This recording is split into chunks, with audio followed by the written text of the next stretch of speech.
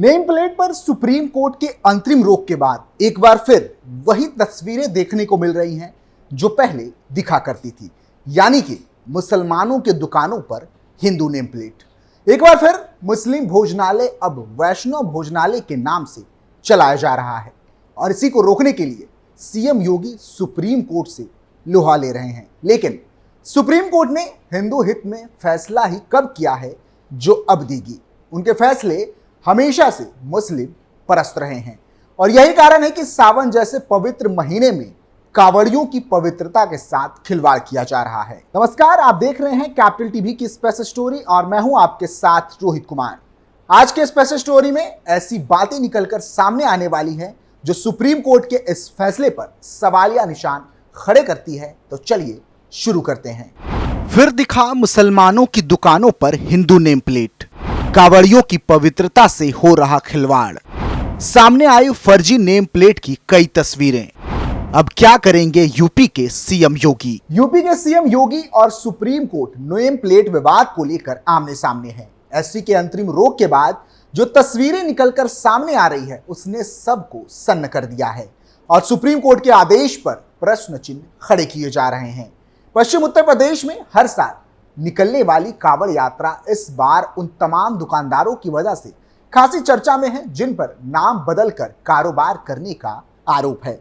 मुजफ्फरनगर के संत स्वामी यशवीर महाराज ने कावड़ यात्रा के शुरू होने से पहले ही आरोप लगाया था कि मार्ग में कई मुस्लिम दुकानदार हिंदू नाम से कारोबार कर रहे हैं। उन्होंने इन दुकानदारों पर फलों व सब्जियों पर थूक और मूत्र विसर्जन करने का आरोप भी लगाया था। मीडिया ने पश्चिम उत्तर प्रदेश के विभिन्न जिलों से इन आरोपों की जमीनी पड़ताल की।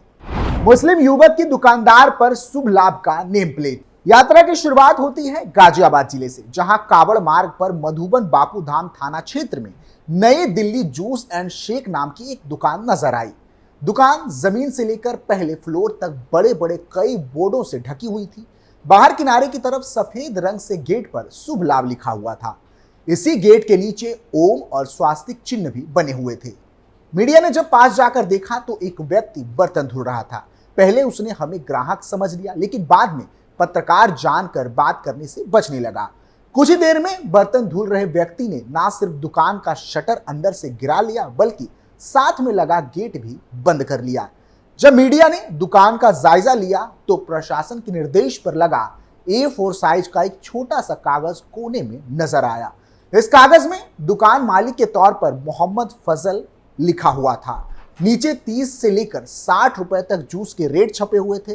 खास बात यह है कि बिना स्पेलिंग मिस्टेक के मुख्य बोर्ड पर अंग्रेजी में बड़ा बड़ा नई दिल्ली जूस एंड शेक लिखवाने वाले फजल ने हिंदी वाले कागज में अपनी दुकान का नाम लिखने में कई मात्रा और शब्दों की गलतियां कर रखी थी।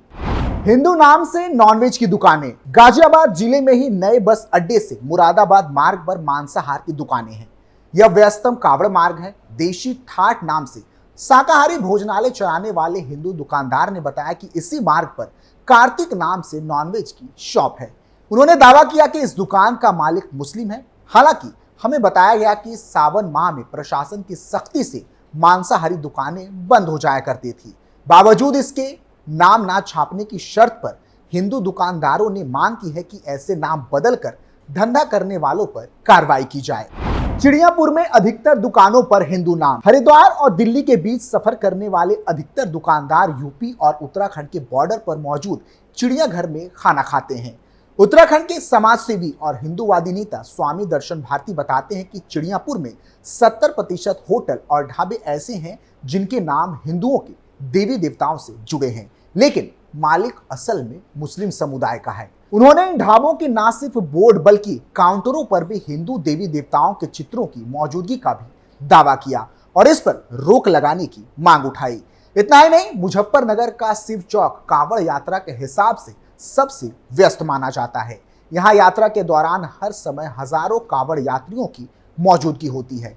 कई श्रद्धालु तो यहाँ हरिद्वार से लाया हुआ जल चढ़ाकर अपनी कावड़ यात्रा का समापन भी करते हैं। इसी चौराहे पर कंचन तारा नाम से कपड़े की दुकान है। यह दुकान मुस्लिम समुदाय के एक व्यक्ति की है। इसमें काम करने वाले अधिकतर कारीगर भी मुस्लिम समुदाय के ही हैं। साईं वैष्णो के नाम से चल रहा था मुस्लिम ढाबा। अपनी यात्रा के अगले पड़ाव पर यह काफिला सहारनपुर जिले के अंबाला देहरादून हाईवे पर पहुंची। यहां सरसावा बाईपास के पास एक लाइन से कई होटल मौजूद हैं। इसमें से एक होटल बिना बोर्ड का नजर आया। आसपास से पता करने पर पता चला कि इस ढाबे का लंबे समय तक नाम साईं वैष्णो भोजनालय हुआ करता था।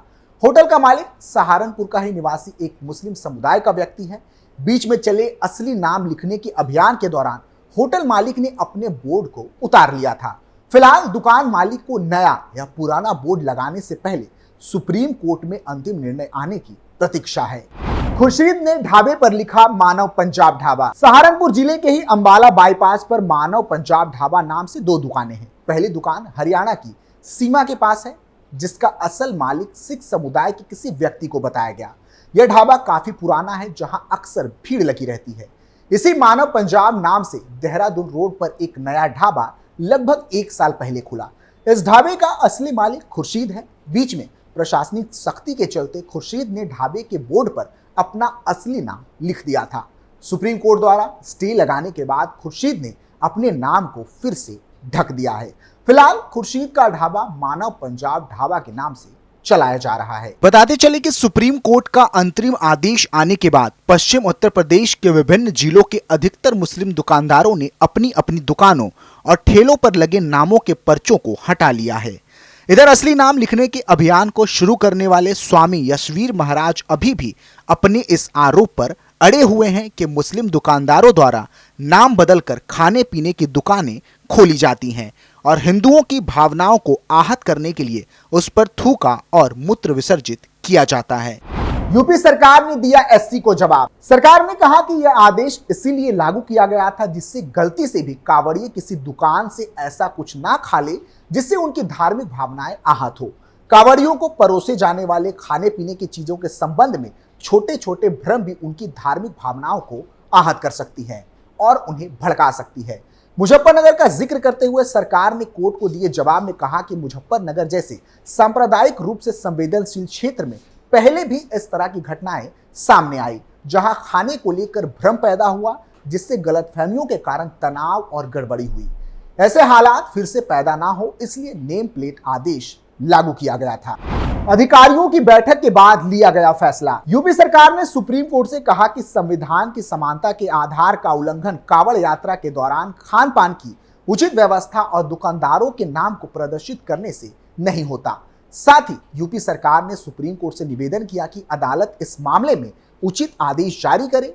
यूपी सरकार ने कहा कि नेम प्लेट आदेश कांवड़ यात्रा के दौरान सही व्यवस्थाओं के मद्देनजर जारी किया गया था। साथ ही उन्होंने कहा कि यह आदेश अचानक नहीं लिया गया था, बल्कि इसके पहले शीर्ष अधिकारियों की बैठक हुई और निर्धारित कानून के तहत इसे लागू करने का निर्णय लिया गया। यूपी सरकार ने नेम प्लेट आदेश के खिलाफ दायर याचिका का विरोध किया और अदालत से याचिकाओं को खारिज करने की अपील भी की। सरकार ने कहा कि याचिका में लगाए गए आरोप सही नहीं है और तथ्य भी स्वीकार योग्य नहीं। इन याचिकाओं को अदालत को खारिज करना चाहिए, क्योंकि यह राज्य की जिम्मेदारी का मामला है और कानून व्यवस्था को कायम रखने के लिए सरकार ने आदेश जारी किया था। फिलहाल सुप्रीम कोर्ट ने नेम प्लेट पर रोक लगा रखी है।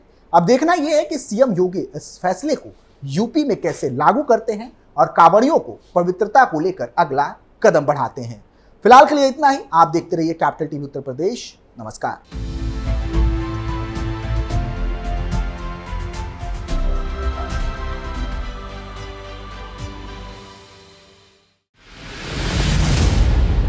मैं राजनीति करता नहीं, पर राजनीति को बहुत गहरे तक समझता हूं। मैं लोगों के बीच रहता हूं, लोगों के मन को अच्छे से जानता हूं।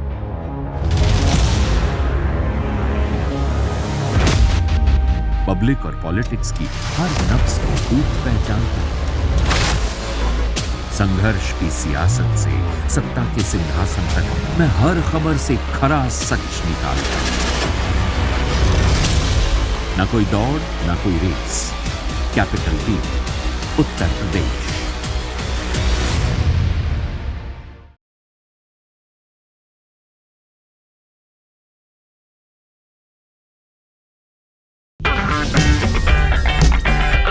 अगर आपको हमारा वीडियो पसंद आया हो तो इसे लाइक करें, हमारे चैनल को सब्सक्राइब करें और हाँ, बेल आइकन दबाना ना भूलें ताकि आप तक हमारे वीडियो की नोटिफिकेशन पहुंचती रहे। आप अपना सुझाव हमें कमेंट बॉक्स में दे सकते हैं। हमारे साथ जुड़ने के लिए शुक्रिया।